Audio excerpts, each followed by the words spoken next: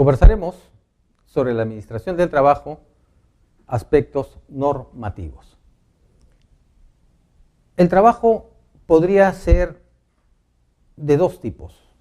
Podría ser un conjunto de actividades ordenadas o podría ser un conjunto de actividades en desorden. El ser humano de manera particular es muy independiente. Aquel valor o conjunto de valores, como por ejemplo principios, que es la autonomía, ¿no? Es esa característica natural que tiene el ser humano de tomar sus propias decisiones y coger sus propios rumbos. Pero si eso sucede en una organización, no podríamos obtener ninguna meta.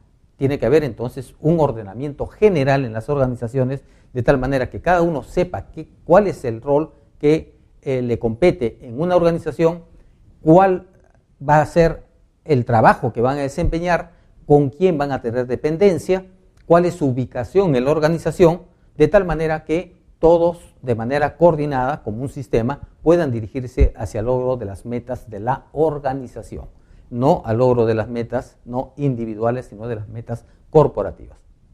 Precisamente, la sesión del día de hoy va a tratar sobre ese ordenamiento. Vamos a ver los aspectos normativos de la administración del trabajo. Al respecto, entonces, los manuales de la organización son instrumentos que facilitan el desarrollo de las funciones administrativas y operativas y asignan contenidos, funciones específicas e individuales, siendo por ello los elementos normativos de la racionalización administrativa. Sin embargo, si son muy generales o breves, carecen de utilidad y por el contrario, si son muy detallados, se convierten en complicados y poco efectivos. Entonces, el encontrar ese justo medio que permita ser útiles a las normas, a los productos administrativos, a la manualística, es el trabajo precisamente, para el caso concreto, de los ingenieros industriales. ¿Cuál es el contenido de esta sesión? Los manuales administrativos, objetivos de los manuales, la clasificación de los manuales, restricciones de los mismos y el proceso de elaboración de manuales. Evidentemente, el tiempo es breve y podemos dar solamente lineamientos genéricos, pero los invito a leer un poco más sobre cada uno de estos temas. Los manuales administrativos son herramientas organizacionales, son instrumentos que la organización necesita para ordenar el trabajo. Facilita el desarrollo de las funciones administrativas y operativas y son fundamentalmente un instrumento de comunicación. Hemos conversado en algunos momentos anteriores, ¿no?, en algún otro espacio académico, respecto a la Torre de Babel, ¿recuerdan? Y yo les mencionaba que es tan grande la sabiduría fundacional de la civilización que ese mito, digamos así, ¿no?, que va en el ámbito religioso, de la Torre de Babel es muy sabia. ¿Cuál es la mejor forma de incomunicar a las personas? Simplemente cambiándoles el lenguaje, ¿verdad? Por esa razón, la comunicación es integradora y la ausencia de comunicación es desintegradora. Cuando, en este caso, de esa enseñanza bíblica, ¿no?, anterior incluso a la Biblia, pues muy antiguo, ¿no?, Dios tomó esa decisión de confundir las lenguas, fue precisamente para desorganizarlos, ¿no?, y de tal forma que no pudieran continuar una obra que era considerada como una irreverencia, ¿no?, hacia el Creador, ¿no?, en esa perspectiva religiosa. Entonces, cuando hablamos de manuales administrativos u organizativos, también se llaman así, u organizacionales también, nos estamos refiriendo a uno de los elementos más importantes en la comunicación empresarial.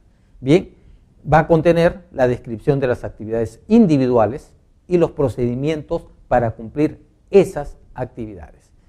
Un tema es el procedimiento, otro tema es el proceso, ¿verdad? El proceso es la secuencia ordenada, lógica, racional de etapas para llegar a un satisfactor, a una salida en el proceso que es el producto. Un procedimiento es cómo hacer, cómo desarrollar cada una de esas etapas. ¿Cuáles son los objetivos fundamentales de los manuales? Primero, instruir. ¿Instruir acerca de qué? De cuáles son los objetivos, cuáles son las funciones, cuáles son las relaciones que existen entre órganos y entre personas, cuáles son las políticas, esos grandes lineamientos, marcos de actuación que tienen las organizaciones, cuáles son los procedimientos, no los procesos, cuáles son los procedimientos en la connotación que hemos visto y cuáles son las normas. Los manuales nos van a permitir aumentar y facilitar la integración y el entrenamiento del personal nuevo, que esto es fundamental. Cuando un personal ingresa a una organización, puede tener la experiencia en la naturaleza del trabajo, pero no va a tener la experiencia en ese tipo de organización. Por eso es que los manuales les van a dar ese conocimiento que es fundamental para podernos desempeñar en una organización con cierto nivel de eficiencia. También los manuales nos sirven para hacer definitivas las instrucciones y evitar malas interpretaciones. Cuando en una organización, por ejemplo, encontramos indicaciones imprecisas, usos que se imponen, por ejemplo, al logro de las metas corporativas, nosotros decimos, esto tenemos que formalizarlo. Y cuando alguien en una organización, un directivo, dice, no, este proceso hay que formalizarlo, quiere decir que hay que incorporarlo en el manual correspondiente. Bien, entonces la formalización de las organizaciones se da precisamente con la manualística, con los manuales. Además, los manuales nos sirven para evitar a los jefes tener que repetir informaciones, instrucciones o procesos. Ya está todo establecido y uno dice, pero ¿cuál es el proceso, no, para, por ejemplo, ensamblar este tipo de elemento en la máquina? Usted tiene que revisar su MAPRO, su manual de procedimientos, y ahí encontrará usted la respuesta a lo que usted está preguntando. Bien, los manuales se clasifican en dos vertientes, por su contenido, ¿no?, y por su función específica. En atención a su contenido, los manuales pueden ser históricos, bien, hay manuales que nos hacen seguir una línea de tiempo, ¿no?, en donde ocurrieron determinados hechos que nosotros necesitamos continuar o que necesitamos tomar en consideración para decisiones futuras. Manuales de organización en las cuales nos indican qué puesto ocupa cada persona, cuáles son los requisitos que necesita, cuáles son las tareas que va a desempeñar, cuáles son las dependencias, las jerarquías, los niveles de coordinación horizontal y vertical, etc. Bien, las políticas, los manuales de políticas son interesantísimos y fundamentales. Un ejemplo, en una organización productiva de bienes, contamos con almacenes. Y una política de almacenes, solamente para dar un ejemplo en aras del tiempo, que es breve, podría ser la siguiente. Indicar reorden, recompra, ¿no? Estamos hablando de almacenes, indicar recompra, ordenar recompra, cuando el stock de determinado artículo se encuentre en un nivel del 15%. ¿Qué significa esto? Que la política indica que cuando en el almacén un determinado insumo esté en el 15% de lo que usualmente se usa, se utiliza, se aplica, debemos inmediatamente ordenar recompra, ordenar compra nuevamente. Bien, son políticas, bien. Y procedimientos, hay manuales de procedimientos, cómo hacer las cosas en cada una de las etapas del proceso de producción. También tenemos manuales de contenido múltiple, bien, como por ejemplo los manuales de buenas prácticas. Van a haber buenas prácticas en la producción, buenas prácticas en el trato al cliente, buenas prácticas, por ejemplo, de adquisiciones, entre otros. Entonces, manuales de contenidos múltiples. Manuales de adiestramiento para el personal que recién se incorpora a la organización y hay que darle adiestramiento en el uso de determinadas máquinas, de determinados instrumentos, de determinados protocolos, por ejemplo, de análisis, etc. Manuales técnicos, ¿no?, con el cual nosotros podemos saber cómo se puede operar un determinado sistema mecanizado, por ejemplo. Bien, cómo podemos nosotros reparar, ¿no?, o darle mantenimiento a un determinado equipo. Y el instructivo, cómo debemos comportarnos en términos generales. Instructivo, por ejemplo, los instructivos son múltiples. La línea de ISO, por ejemplo, ¿no?, de gestión sistema de gestión de calidad de ISO 9001, tiene lo que se llama work instruction o instrucciones de trabajo, ¿no? Son un conjunto digamos así, de normas, ¿no?, de ese tipo de instructivos que nos dicen cómo debemos proceder, por ejemplo, para emitir un certificado de trabajo.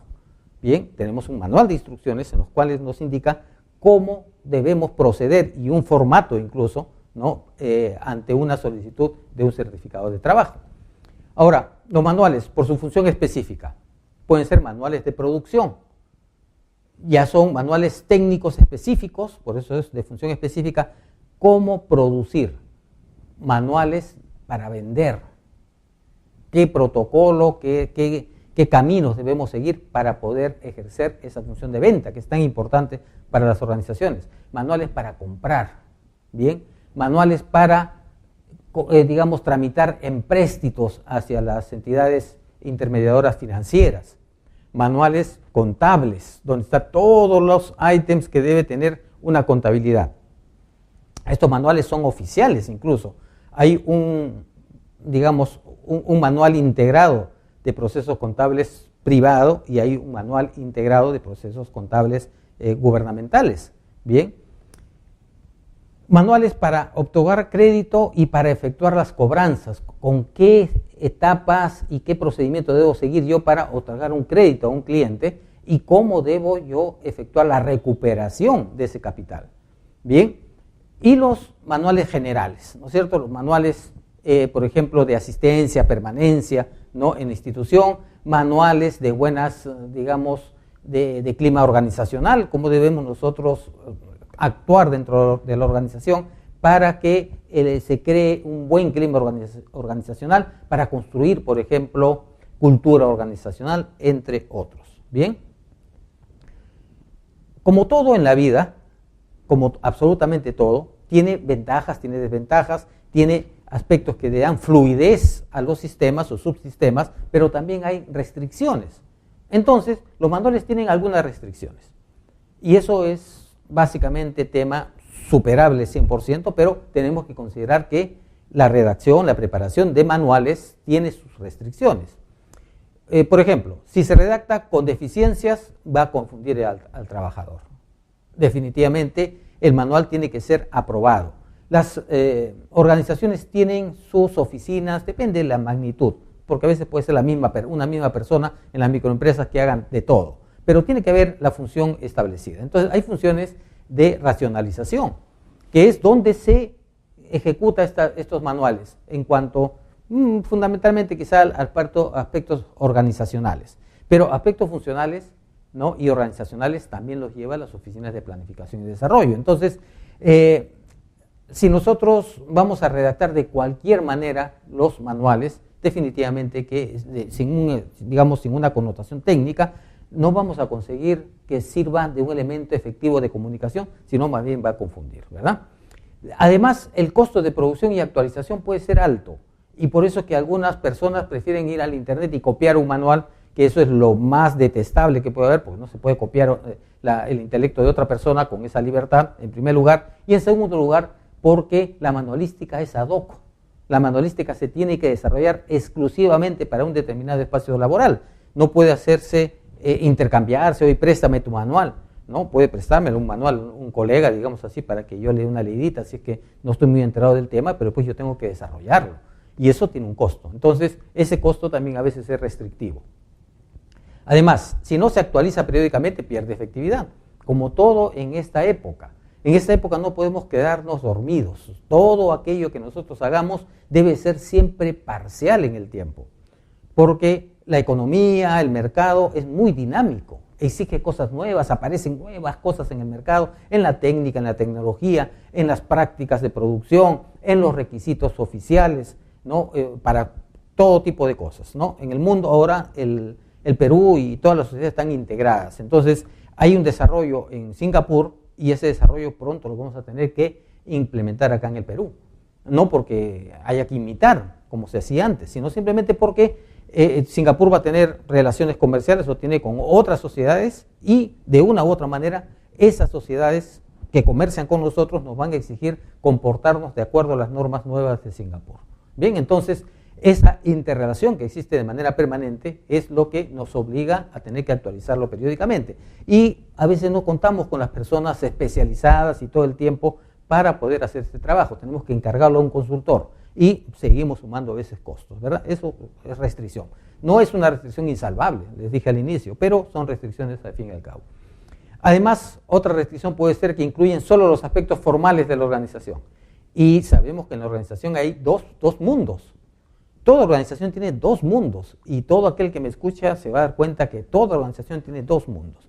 tiene el mundo formal, ¿no? En el cual nosotros ingresamos a la organización, marcamos nuestro ingreso, desarrollamos una función o varias funciones determinadas, estamos atentos a las órdenes de nuestros jefes, ¿no? Tratamos de hacer el mejor trabajo posible, pero también hay el otro paralelismo, la relación amical que puede darse entre, digamos, trabajadores, la relación afectiva que puede darse también entre trabajadores. Eso es informal, eso no está en ningún reglamento, pero se da y es natural que se dé, y es necesario que se dé, pero está dentro de la informalidad. En el ámbito público y privado, para no satanizar a nadie, ¿verdad? Estas inconductas, por ejemplo, como estas coimas, ¿no es cierto?, estas irregularidades en la ejecución de los procesos, están en el mundo informal. El chofer de una organización, por ejemplo, que traslada al presidente de la organización, tiene más poder muchas veces que el gerente, porque está muy cerca al presidente de la corporación, y entonces cualquier cosa, un trabajito para mi hijo, ¿no es cierto?, ¿no? O un vale de descuento, doctor, para este otro tema, lo puede conseguir así, directamente. No vamos a decir está mal bien, eso es otro tema, pero son relaciones informales, ¿verdad? Si él quisiera un descuento en la corporación, en su propia empresa, pues lo tramita, ¿verdad? Pero como está cerca al jefe máximo, entonces él no lo tramita, él lo pide simplemente. Entonces el otro dirá, sí, dame una llamadita cuando lleguemos, y entonces yo inmediatamente indico, ¿no? Y punto. Entonces incluyen solo los aspectos formales de la organización, no estas informalidades.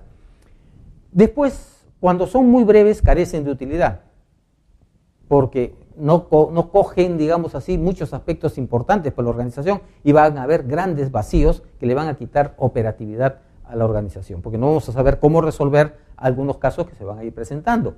Y si son muy detallados también, son muy complicados de poderlos manejar. Entonces hay que encontrar ese justo medio, que en todo orden de cosas es lo más difícil de encontrar. ¿Cómo es el proceso de elaboración de manuales? Primero, recopilamos información, porque para todo, digamos así, toda construcción que tenemos que hacer, necesitamos recopilar información. Después, procesamos esa información, hacemos una redacción inicial, elaboramos las gráficas, porque los manuales tienen muchas gráficas, ¿no? Aplicamos un formato, ¿no?, y una composición, revisamos y aprobamos, y lo más fundamental, que es distribuir, ¿no?, el documento para que todos tomen conocimiento, los involucrados directamente, ¿no?, y en algunos casos los manuales, cuando son generales, tienen que ir para todos, ¿no?, y después controlar, porque nosotros no podemos hacer las cosas sin un control. Tenemos que controlar en primer lugar el cumplimiento, ¿verdad? Tenemos que controlar, quizá en primer lugar, sea controlar de que se les haya entregado los manuales a los trabajadores. ¿Cuántos juicios hay, por ejemplo, respecto a las organizaciones cuando el trabajador comete un error o una falta y es despedido, por ejemplo? Se va al Ministerio de Trabajo y el Ministerio de Trabajo le dice, ¿usted recibió su manual? Y dice, no he recibido el manual.